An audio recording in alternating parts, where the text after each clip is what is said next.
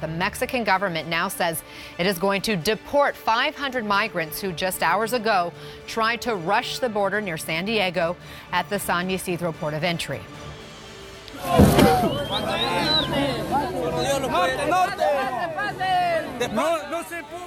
That crossing, the busiest in the Western Hemisphere, only partially reopened last hour. In a statement tonight, the Department of Homeland Security says the migrants sought to harm Customs and Border personnel by throwing projectiles at them. And the agency warns the U.S.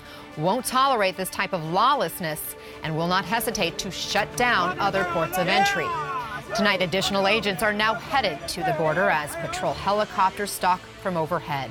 For his part, President Trump has threatened to close the entire southern border if the U.S. and Mexico cannot broker a deal on how to handle asylum seekers. CNN's Nick Watt is live at the San Ysidro crossing for us. Nick, what more are you seeing right now?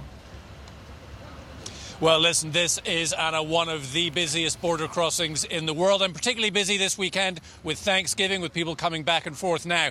This border crossing was closed to vehicles and pedestrians for around 4 hours. It just reopened about a little over an hour ago. The road, which is just up there, the 5 freeway, is still closed. In fact, when I was driving down here earlier this afternoon, the roadblock was more than 2 miles back from the border. That's where they were diverting people from. They obviously did not want a big mess of people here causing problems. There were a few hundred people waiting in line to cross. Now, I have now spoken to people who were stuck on the Mexico side who have come across, and one man told me that he doesn't think it was quite as many as 500 people who managed to get past those Mexican authorities and try to storm the border. Kirsten Nielsen has said that they were trying to climb what she describes as legacy fencing, so I'm assuming that is older fencing, perhaps the kind of fencing that the president wants to replace. And she also said that they were trying to harm CBP officers by throwing projectiles at them. We do not have any evidence of that, but